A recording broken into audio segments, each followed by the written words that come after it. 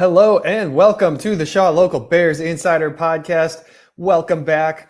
Michael Dwojak is here with me. I'm Sean Hammond. We are back for yet another episode of the Shaw Local Bears Insider Podcast. Thanks for joining us. If you're with us live here, do us a favor, hit the thumbs up on YouTube. I don't know. There's my thumbs? thumb. There it is. There's my thumb. You got to get the angle right. If you're listening on Apple or Spotify, you don't know what we're talking about, but there is a thumb on the screen. And also, if you're listening on Apple and Spotify, come join us. Keep an eye on our Twitter pages. We will let you know when we're going to go live. Thank you for joining us. We talked to the new Bears coordinators. Obviously, that's been the news since we last met with you guys a week ago. The Bears hired Dennis Allen as defensive coordinator, which had kind of been on everybody's radar since Ben Johnson was hired, but that became official. They hired 28-year-old Declan Doyle as their offensive coordinator, and now everybody knows that Ben Johnson's really the guy running the offense, and he's going to be the one calling plays. But Declan Doyle, 28 years old, joins the staff as the offensive coordinator, and the Bears kept Richard Hightower as special teams coordinator. He was there for 3 years under Flus. He previously held that role for Kyle Shanahan in San Francisco.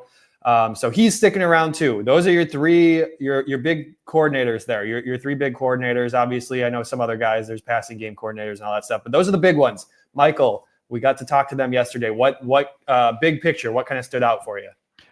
Big picture. There's a coach younger than me in the NFL, and that kind of is tough to swallow. But we'll just deal with it. But no, it seems like everyone kind of knew what the assignment is, right? Dennis Allen knew, he emphasized, he's not looking ahead or anything like that. He talked about not looking to be a head coach, and he's there to, obviously run a really good defense, but he's there to be a sounding board for Ben Johnson. And that seemed really important just to kind of mention that because, he has head coaching experience. So he understood that. Declan Doyle understood what his job, and that's going to be, a big scout for Ben Johnson, getting him a good start. And, even Richard Hightower, talked about, why he wanted to stay on and special teams and, the aggressive nature of Ben Johnson. It just seemed like everyone is really bought into what their job is going to be under Ben Johnson. I think that's the biggest thing where sometimes you'll get some personality. Sometimes you'll get some guys who are kind of like, well, they're trying to, prove themselves and that kind of stuff, where it seems like all three guys know what they need to be doing in order for this whole thing to succeed. And at least in the first impressions on Thursday, it was kind of like everyone knows what they're expecting to do in order to make this thing be as successful as possible. And you kind of heard a lot of that when we were meeting with them on Thursday. Yeah, these are going to be the right-hand men, so to speak, for Ben Johnson. I think Dennis Allen is an interesting one. You brought it up an episode or two ago, Michael. He's been a head coach twice. Not a whole lot of guys get three chances at that, and he's probably going to be sticking around. Like you can push him over on that defensive side and say, you deal with that. You get those guys playing well, and Ben Johnson can sleep easy at night knowing that his defense is in good hands. This is a guy who was Sean Payton's defensive coordinator for 7 years in New Orleans, in between his stints as a head coach with the Raiders and with the Saints. They run the same base defense, the 4-3 scheme that Matt Eberflus did, or at least a similar a type of defense. I know that good defenses in the NFL have to do multiple things, and that's always going to be the case, I think, from here on out. But,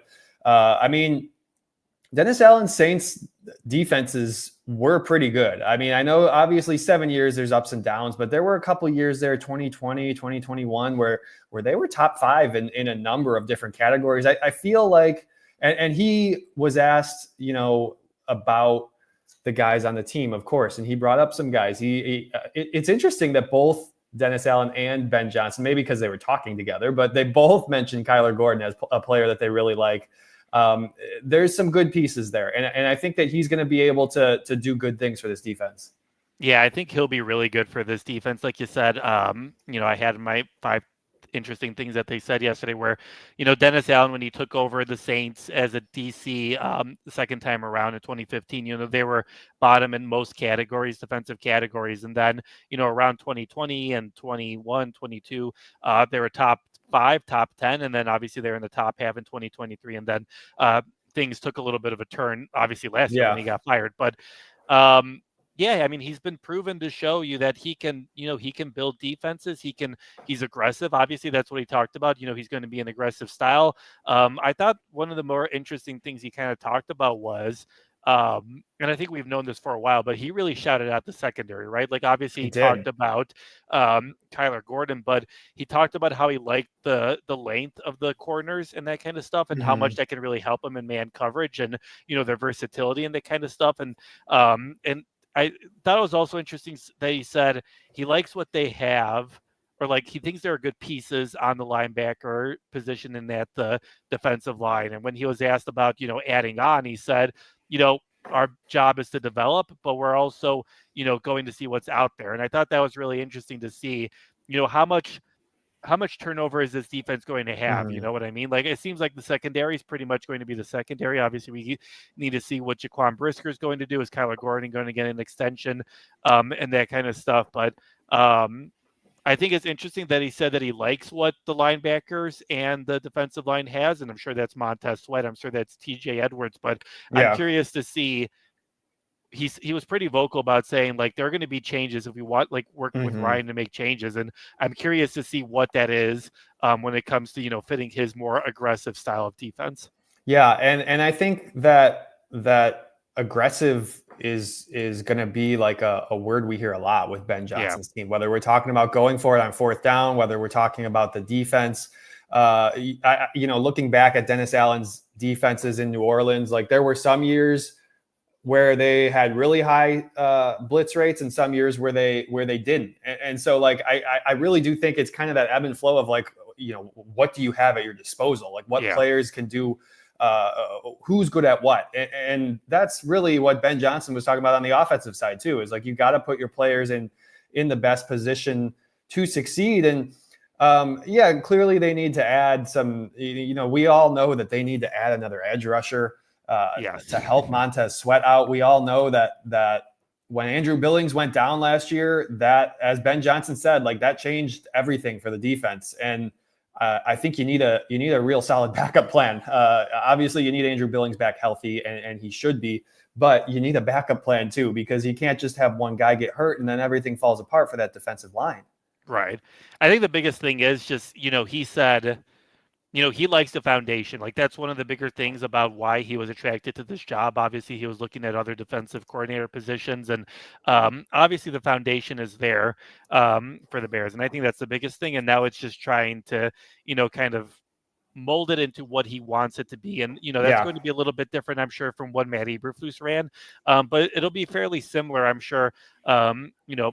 We'll see. He was asked about blitzing. Obviously, he kind of re-emphasized what Ben Johnson talked about, the shifting dynamics and the importance of the quarterback, and, how important the quarterback position is in today's NFL. And, he talked about, like, you need to get after the quarterback, right? Like, you need to be aggressive toward it. So that was a really interesting thing, and something that I think will be, once we move a little bit further here when it comes to free agency and the draft, is finding someone opposite of Montez Sweat going to be a major storyline? Is switching out what you have at linebacker going to be that? So those are just all really interesting, details into what we can expect this defense to look like. I see you guys in the chat. Thanks for joining us. Thanks for hopping on and getting your thoughts in. Rick says he really hopes Brisker can play next year. Let's see, maybe move Smitty to safety. I mean, they really like him as a corner. I don't know. They really do seem to like him. But yeah, obviously you got a bunch of really good corners, and he's a guy you probably want to get on the field. I don't know. Let's see what else we got. If you guys have any other Bears thoughts, Bears questions, drop them in the chat. We will throw them on the screen. We will discuss while we're talking defense. Michael, I didn't have this on our list of things to hit, but Matt Eberflus, he's got a job. He got a job this week. He's going down to Dallas to be the defensive coordinator, back where he coached for, I think it was 7 years as a position coach. My thoughts on that are okay. Good for him. Obviously, he can coach a defense. We know that. We'll see how all that Cowboys stuff goes, because I know it's been a really weird couple of weeks for them. Yeah, I think that again serves as a reminder. We kind of talked about this last week, but I think this again serves as a reminder of how worse things could be, right? Like I don't know many Cowboys fans who are super excited about their head coaching hiring. Matt Eberflus has always been a good DC, so I'm sure he'll do good. There. But I think the whole situation in Jacksonville and the whole situation in Dallas, that's just a good reminder where I think we all gave the Bears a little bit of a hard time with their wide-ranging search, 17 candidates or whatever. But at the end of the day, they ended up with the front runner and Ben Johnson. And I think things could be a lot worse in a lot of different scenarios for the Bears. Michael, did we talk about this already on the show? Liam Cohen, your guy, Liam Cohen, and his opening press conference. We did not. Duval, right? Again, my biggest thing is do not do acronyms and do not do be normal, right? Like, just be normal. Is that so hard to do when you're doing an introductory press conference? Just be like a normal person, like interact like you would interact with everyone else. And again, that goes to what we talked about last week, right? Where it's like, does winning the press conference really mean anything? But then you watch like Ben Johnson be like a normal person in his intro press conference, like answer questions and, throw some subtle digs in there and like jokes or whatever. And then you're watching these other coaches and you're like, oh, geez, like who told you this was a good idea? Like what instinct? Like, it's just, again, like things could be much worse, right? So I think things are looking pretty good for the Bears at this point. Look, Liam Cohen did a nice job in Tampa. He did a nice job with Baker Mayfield. He might be a good head coach in the NFL. We'll see. I'm just saying I have my doubts after seeing what's transpired early on there in Jacksonville. Also, is Ian Cunningham the GM yet? I was told at the beginning of the week that it was imminent, and obviously that's still a work in progress. Yeah, I mean, oh man, you could do the Jaguars are just like this whole. You could do a whole seminar on what not to do when you're hiring a head coach, and it's just weird that you got the head coach first and now you're trying to backfill the GM spot. I don't know. They handled the whole the Jaguars and the Cowboys just did this all wrong. And I think if you're a Bears fan, you're happy to watch and maybe giggle from afar and say, hey, at least that's not our team this time. Yeah, it is funny. And I saw Rick, saying that, Ian Cunningham can go. You'll get a couple of third round picks. I don't know. He was with Ryan Poles at the Senior Bowl this week, right? So yeah, I mean, obviously it depends on the Jacksonville timeline, but I remember Ryan talking about how like he'll let Ian like go through the process, like he's not going to take him away from that. So I'm wondering if that means anything, whether that means like they're moving on a different position, or I wonder if that means like, hey, like you're still working for us and we don't know what you're doing, so you might as well come out with Ryan and check out some linemen. Well, and in some ways, now they have the same. We don't need to talk about the Jags that long, but now they have the same problem where like they're trying to find a GM, and you got to say, okay, well, you got to work with this coach that we just hired, and maybe they have a relationship, probably not. Like it's hard to. They just found out how hard that was to do with a GM that nobody seemed to like. Not saying that nobody likes Liam Cohen. He's, weird press conference aside, he seems fine. Somebody will eventually take the job, but that I would think would make it a little bit harder. Shifting gears back to Bears land here. We had not really, nobody had heard of Declan Doyle very much until the other night or last weekend when that was first reported that he was interviewing 28-year-old Declan Doyle, Bears offensive coordinator. Michael, he's young, obviously, but I don't know that should matter all that much if he can do the job, right?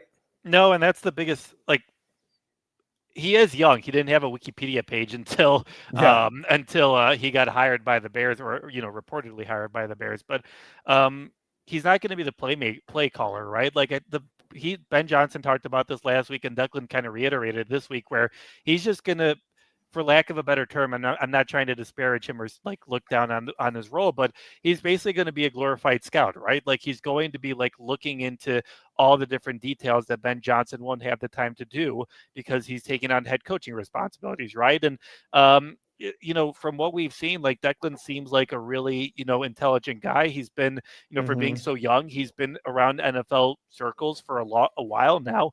And he learned from one of the best, right? Like he was been with Sean Payton in New Orleans and in Denver. And I think one of the bigger interesting things is he's seen this process work, right? Like with Sean Payton in New Orleans, obviously Sean Payton's the head coach, but he's also the play caller. And he did that in Denver too, and he's watched how Sean Payton and his OCs have kind of, split up their responsibilities and kind of split up.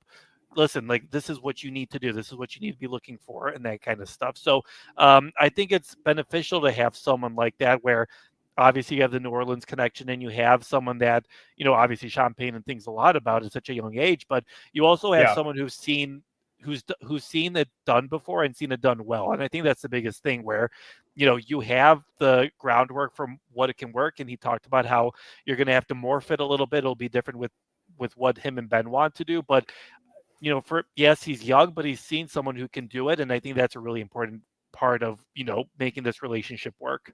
This is a young coach who is hungry, who wants to prove himself, who he went to Iowa as a student assistant coach and basically, like you said, like he said yesterday, did all the stuff that nobody wanted to do. Like that's your role when you're a student assistant. And you move on to a quality control job in the NFL in New Orleans. Same thing. You're doing all the stuff that nobody wants to do. You're prepping, you're watching film on the opponent for next week. You're getting all that stuff ready. You're maybe doing the nitty gritty game planning, or even just like drawing up the plays. Somebody's got to be the one to draw that stuff up and distribute it to the players and all that stuff. And then he moves to Denver. He's a promotion. He's the tight ends coach. Now he's really got a hands-on opportunity to coach a position. And again, like coming to Chicago, obviously, as a coordinator, you have a lot more responsibilities. You are in charge of half the team, basically. Yeah. But in some ways, it's similar, where like he's doing the stuff that Ben Johnson won't have time for, because Ben's going to have all these different things tugging at him as he's the head coach. We all know how that goes. I gotta imagine it was hard for Matt Eberflus, when he was forced back into calling plays in 2023. Because of the circumstances with the coaching staff. And then again, like this season, like that's a lot of responsibility, and you got to have somebody you can lean on. And I think that Ben Johnson might maybe see a little bit of himself in this guy, just because he's a younger coach. He's studied the offensive side of the football, and for Declan Doyle, I mean, this is an awesome opportunity to learn from like a really, really great offensive mind. I don't know why you would turn that down. Yeah, and it I can hear the argument of people being like, well, how coveted of a job would it be? Because, Ben Johnson's obviously going to be the play caller, right? Like you're not going to be involved in that, but you still get a chance to work with Caleb Williams. You still get a chance to learn from Ben Johnson. And I think that's the biggest thing, right? Like it's a really cool opportunity, especially for Declan at such a young age, to kind of get a lot of experience, learn like what Ben Johnson sees, how he comes up with these crazy plays, what his offensive philosophy is. And I think that'll be really big. And I think another important factor will be, he mentioned, he was around, Bo Nix last year when he watched Sean Payton to kind of help develop him, and I think that was a big thing too, where he talked about how, they made, like they did things offensively that they hadn't done before in New Orleans and Denver to put Bo Nix in a spot to succeed, right? And that's something you didn't see with the Bears and Caleb Williams, where it felt like with Caleb, it was like, well, this is Shane Waldron's offense. This is like, Sean McVay's offense. This is how we do stuff. And there wasn't like a lot of like, I'm sure there were adjustments, but there weren't like overt adjustments to help Caleb succeed. And you saw that with Bo Nix in Denver. So it'll be interesting to see, how much of a role he plays in Caleb's development too, right? Where yes, everyone's going to look at, Ben Johnson and Caleb Williams, and they're going to be attached at the hip. But I mean, Declan's also going to be a major part of that. And he's going to be a big part of Caleb's development and putting him in a space to succeed. Yeah, absolutely. Yes, he's going to be a big part of that. I don't want to downplay. I know I'm saying like we're both kind of saying he's going to do the things that Ben Johnson doesn't have time for, but he's going to be a huge part in what this offense looks like. And he's a guy who has put in the time studying the game of football over the last 10 years. From everything that we've heard about him up to this point. The third coordinator, Richard Hightower, is sticking around. Richard is a really nice dude, and I'm glad that we still get to interview him and he gets to hang out with us once a week. For me, like, I think the maybe lack of aggressiveness on special teams sometimes was more of a Flus thing than a Richard Hightower thing. I don't know. I'm fine with them keeping him. I think he knows the roster really well. I think he knows the guys. I think he would have, he would get a special teams coordinator position if the Bears let him go. I think he is an asset. And so I'm totally fine with them keeping him. Yeah. And special teams was never a really reason for why this team wasn't succeeding, right? Exactly. Like, it was never like, oh, like, we're not doing well in that regard. And you can get into the whole Cairo Santos thing. You can get into all that sort of stuff. But special teams wasn't why this team was losing. And it's good to have a presence who's kind of been around and is well respected around the league, right? And I think the most interesting from our time with Richard yesterday was, unprompted, he brought up how aggressive, Ben Johnson is, and how much being aggressive on special teams influences the other phases of the game, right? And I think that's really something that was really encouraging for Hightower, where there are some times where you're kind of like, man, you should really go for it. You should be more aggressive, in the special teams. You should have a play call like they did against the Green Bay Packers at the end of the year with that fake kickoff, right? Like, you should do more of that kind of stuff to help yourself and your other phases succeed and keep your defense off the field, or like help your offense with better field positioning. So it seemed really cool just to kind of see all the coordinators talk about, really liking Ben Johnson's style and his aggressive style. And I think that's the biggest thing, where that's going to be very different from what we saw with Matt Eberflus and the Bears over the past few years, where they're going to be much more aggressive and kind of doing things differently than we're used to seeing them, watching them, based on what we've seen, in the playoffs here, a more aggressive NFL than we're kind of used to. Yeah, I mean, look, it's getting aggressive in those situations. All these teams, the Lions, the Commanders, these teams that are having a lot of success are doing it that way. And I really do think that the Bears under Ben Johnson are going to do that and take that similar. We're talking about a guy who was, studied math and computer science in college. We're talking about Ben Johnson. Like, he understands where the advantages are and where you can maybe get a 5% better chance to win or whatever. You see all those tweets about the, chances of winning if you go for it here, blah, blah, blah. Like, he gets all that stuff. And I think that he seems to have a good balance of like getting that, but also reading the room and like understanding his players. And there's people that play the game, it's not just a computer program. Yeah. And that seems to be the big thing, where I feel like maybe Dan Campbell wasn't too aggressive. I mean, maybe there's sometimes, obviously, you've seen it kind of backfire on him, but I think, Ben Johnson has seen the good stuff or the benefits of going for it, but he's also seen the bad stuff of like, we probably shouldn't have gotten into the situation and put our defense in a bad situation, right? So I think that'll be really interesting to watch, especially, in this first, month or 2 months as a head coach, of how he's going to approach different situations and how he's going to kind of change what we've kind of been used to seeing from this team. The Bears made some other hires, just going a little bit further down the list here. Antoine Randall L is going to be the wide receivers coach and the assistant head coach for Ben Johnson. He's a guy who's coming over from Detroit. That is, I think, a good. We knew that Ben was going to bring somebody from Detroit. At the same time, like, I don't think that coaches really want to raid their former employer. It was probably only ever going to be one or two guys. I think if you can't get Hank Fraley, I think Randall L is a good second option.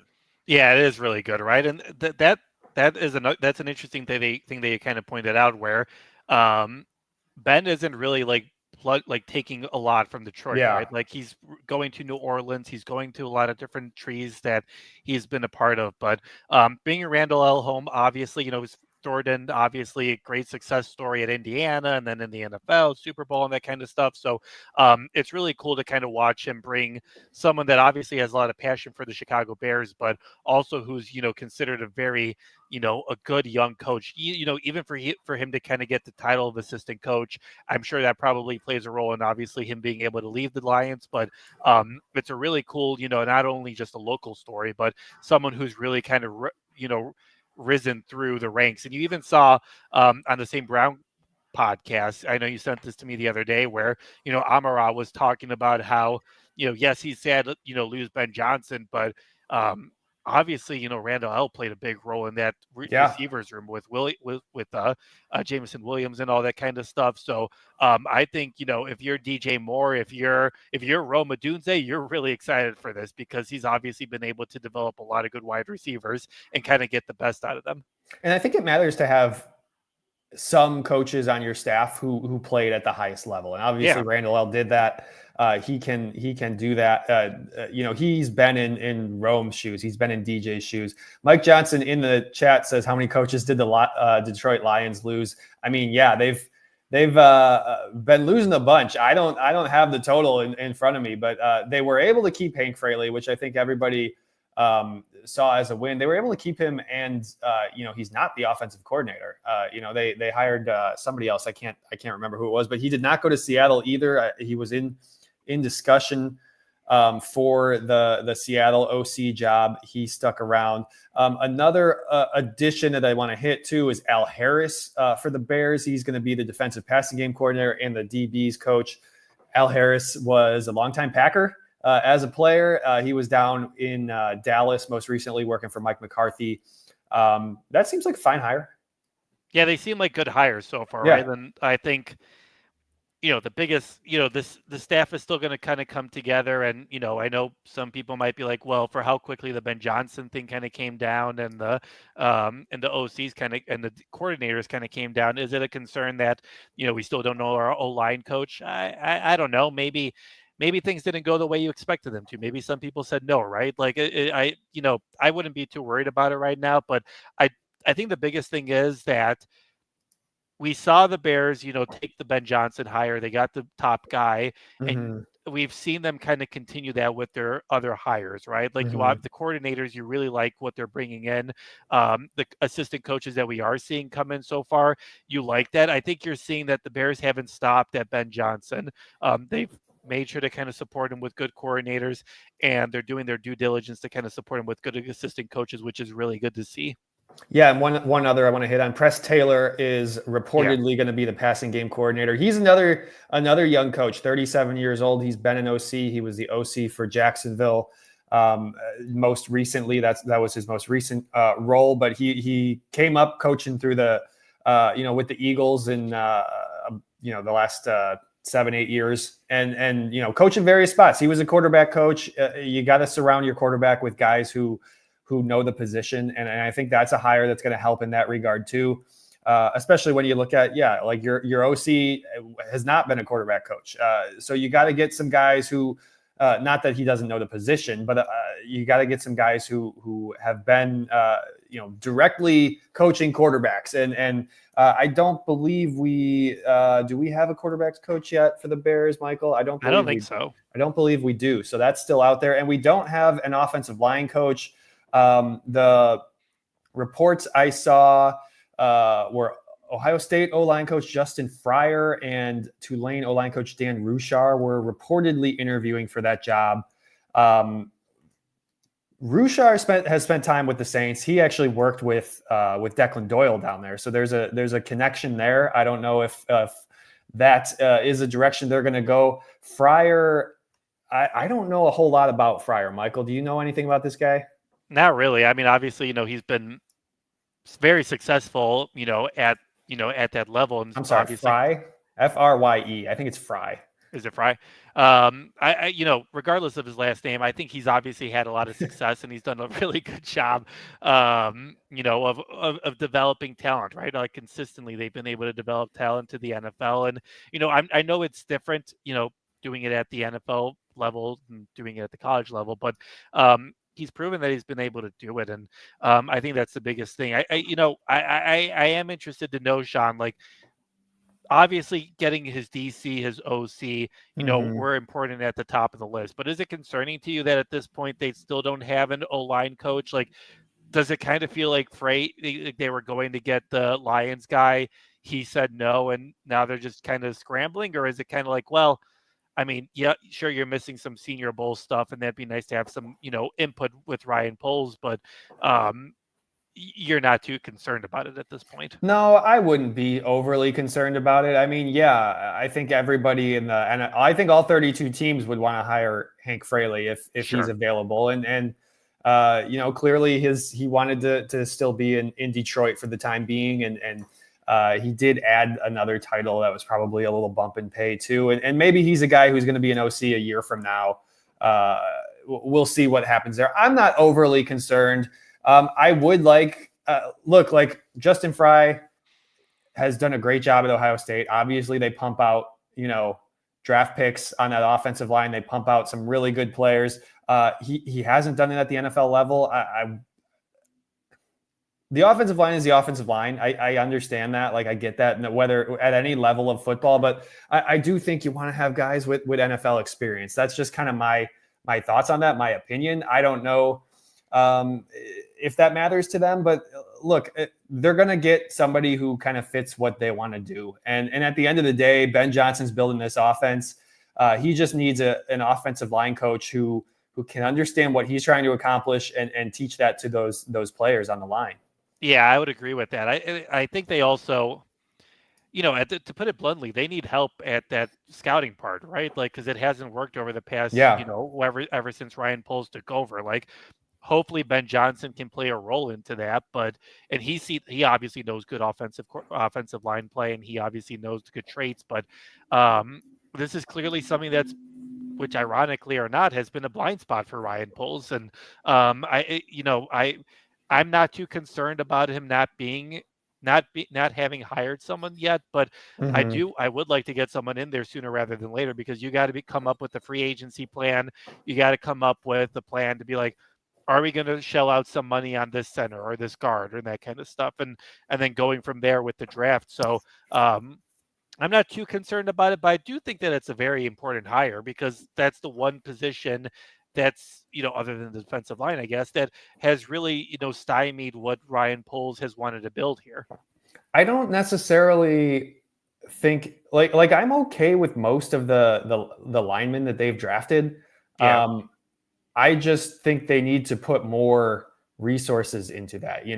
Like we've been saying since the end of the season, you got 3 picks in the top 41. At least 2 of those should be linemen, in my opinion. It should be in the trenches. Same with like I'm okay with the Karan Amagaji pick. If you want to take a flyer on a guy you're excited about out of Yale, but I don't know if I would do that with my 3rd round pick. I think if you're going to take flyers on guys like Braxton Jones, for example, do that in the 5th round. Do that further down where it's more of a crapshoot anyway. I want my premium picks to be coming from the Big Ten, from the SEC, from some of those really high profile programs. Maybe that's overblown, but that's kind of where my head's at when I'm looking at that. Yeah. And not to get on, we don't need to get into the whole, whatever, drafting philosophy and going over the whole Kieran pick all over again. But